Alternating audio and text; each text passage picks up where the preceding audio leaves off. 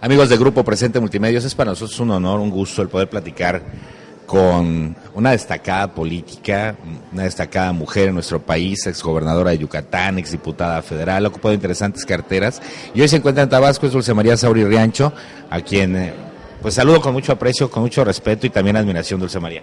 Después de muchos años de lucha, finalmente se quedó establecido en la legislación electoral federal una medida de acción afirmativa que son las llamadas cuotas. No más de 60% de un mismo género en las candidaturas a diputados y senadores. Bueno, perfecto. Viene la elección de 2009 y ¿qué sucede? Que hay mujeres diputadas propietarias que apenas rindieron protesta, al día siguiente estaban solicitando licencia para que entraran sus suplentes hombres. Hubo indudablemente un gran y justificado escándalo, denuncia pública y finalmente, aparentemente, primero todos, excepto uno de los Juanitos entraron. Finalmente se consumó el hecho. Pero parecía que una serie de medidas que se habían estado tomando, incluyendo desde luego una importantísima resolución del Tribunal Electoral del Poder Judicial de la Federación del 30 de noviembre pasado, que quedaba claramente establecido que los partidos para el proceso de 2012 tendrían que inscribir a no más del 60% de sus candidatos a diputados y senadores de un mismo género. Bueno, pues acaba del PRI de sacar sus listas, que por cierto es el único partido que lo ha hecho hasta el momento, mi partido. Y nos encontramos con la sorpresa de que por vez primera el PRI acude a lo que se denomina la doble vía, el registro de una misma persona en la mayoría relativa y también en la lista de representación proporcional. El PAN, el PRD lo han hecho ya en ocasiones anteriores, el PRI nunca, es la primera vez. Si revisa uno, por ejemplo, la lista nacional al Senado, se va a encontrar que en la posición 10, en la posición 12 y en la posición 14, en esas tres posiciones, hay 3 mujeres que son también candidatas a senadoras por la vía de la mayoría en los estados de Coahuila, de Tamaulipas y de Querétaro. En esos 3 estados el PRI ganó muy bien la gubernatura, hay justificadas razones para pensar que va a ganar la mayoría relativa. Entonces la pregunta sería, ¿y para qué quieren ponerlas en la doble vía? Porque la doble vía sería, por ejemplo, si a la candidata a senadora por el Distrito Federal del PRI la pusieran, porque pues la probabilidad de no ganar en el Distrito Federal es muy alta.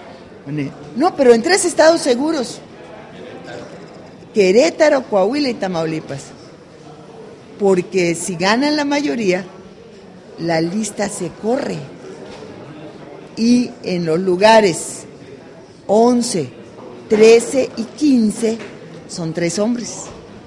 Entonces se incumpliría el principio fundamental de la paridad por esta vía, que no es otra cosa que cumplir formalmente con la ley, pero violarla en el fondo.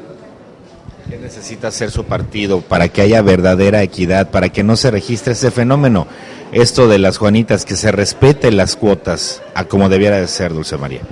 Bueno, me parece que la forma como está, mire, ya muestra claramente que es algo que se maduró, se definió y que no es ningún accidente, es algo deliberado. Eso es lo que me preocupa. Por eso yo, más que el lado por el PRI, lo vería por el lado de la opinión pública para demandarle al IFE que si llegan a ganar estas 3 compañeras, que por cierto, sin lugar a dudas son personas muy trabajadoras, muy distinguidas, van a hacer muy buen papel de candidatas de mayoría relativa, es muy probable que ganen la elección, pues que sencillamente el IFE, cuando vea la lista nacional al Senado del PRI, que las 3 mujeres que siguen sean las que ocupen los lugares, porque lo que estamos defendiendo es el principio de la paridad que está establecida en la ley. Y si la ley dice 60-40, bueno, pues 60-40 será. Y lo ideal sería 50-50, ¿no? Bueno, pero mire, ya con el 60-40 andamos con estos problemas de simulación. Dejemos que madure bien el 60-40. De esa manera, pues si los señores quieren proporcionar a las compañeras la doble vía, bienvenida, qué bueno, pero que vengan las 3 mujeres que siguen en la lista. Vamos a hablar de la carrera presidencial ya en esta última fase de la entrevista. ¿Cómo ve el proceso con este nuevo marco electoral del cual se han quejado, con estas interfaces o intercampañas y todo lo que está por venir, Dulce María?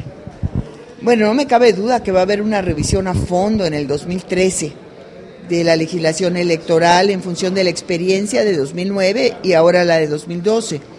Pero no hay que olvidar los 2 principios fundamentales que guiaron la reforma. Uno de ellos fue el acotar el poder del dinero. Y una parte fundamental para poderlo hacer era reducir la duración de las campañas electorales. Bueno, el problema fundamental es que esa manera de reducirla parece que no está operando plenamente. Hay que revisarlas, indudablemente, pero no olvidar que el punto central es que las elecciones, que las campañas cuesten menos.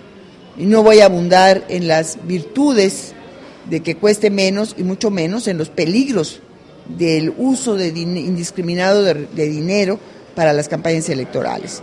Bueno, pero ahora los candidatos o los aspirantes o los precandidatos o lo que sea, Únicamente aspirantes y precandidatos. Precandidatos, que lo serán entre el 15 y el 29 de marzo, cuando acudan a solicitar sus registros al IFE. Bueno, pues ya son 4. En un principio iban a ser 3. La ruptura del convenio de coalición entre el PRI y el Partido Nueva Alianza llevó a que este último postulara a su candidato a la presidencia.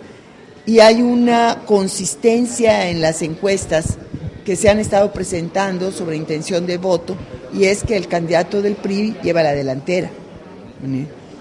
Porcentajes más, porcentajes menos, pero hay una consistencia. Entonces, el tiempo de campaña, que será de 90 días, es una enormidad de tiempo.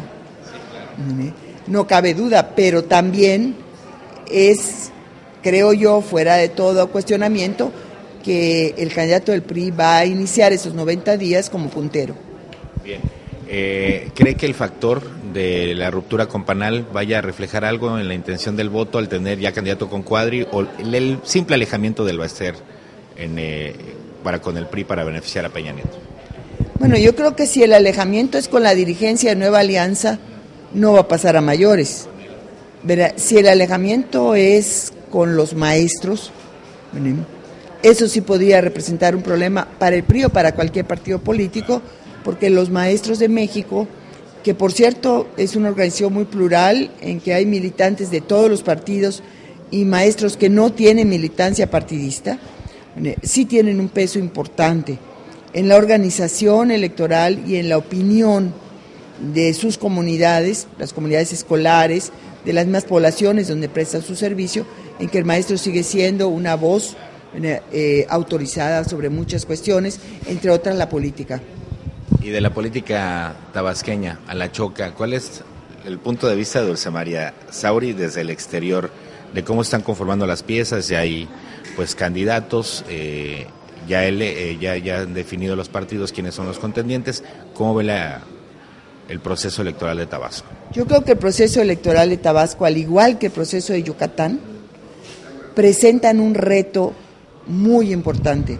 Es primera vez que ambos procesos van a ser concurrentes con la elección federal.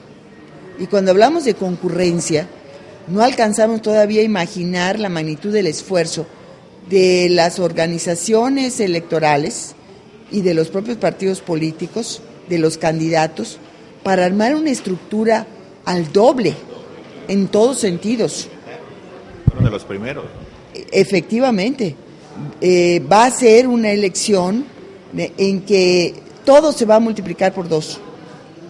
No solo las candidaturas, sino la necesidad de recursos económicos, la necesidad de la operación política de los partidos, la necesidad de reclutar funcionarios de casilla, representantes de los partidos, porque además no es que vaya un representante por la coalición, sino es un representante por cada partido de la coalición, porque se vota en lo federal por cada partido. Puedes votar por el mismo candidato, pero es cada partido.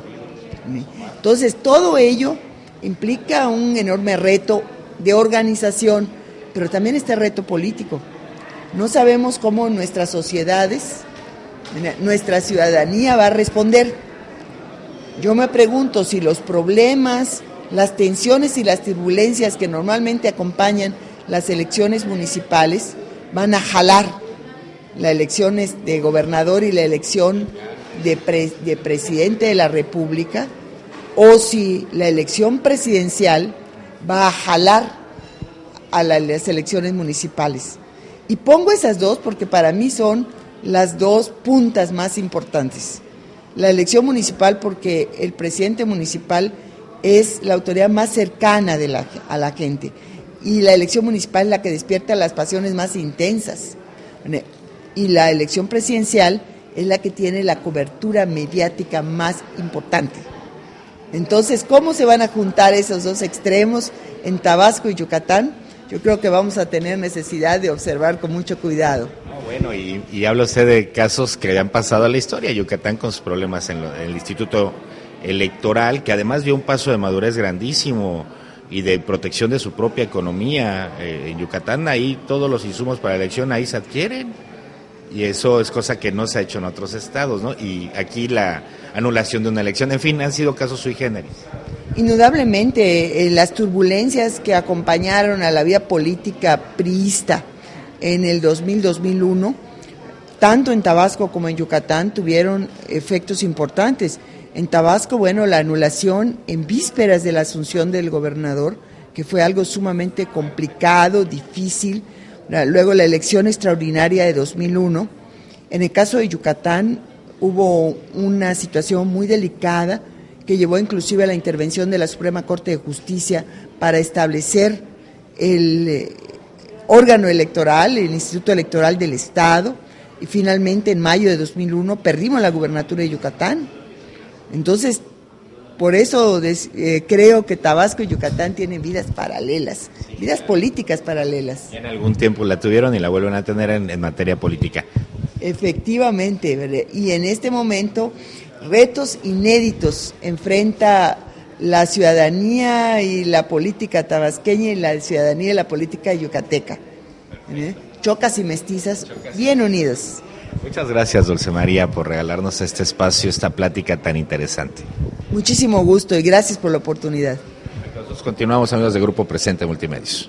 Grupo Presente Multimedios. Evolución, comunicación, compromiso.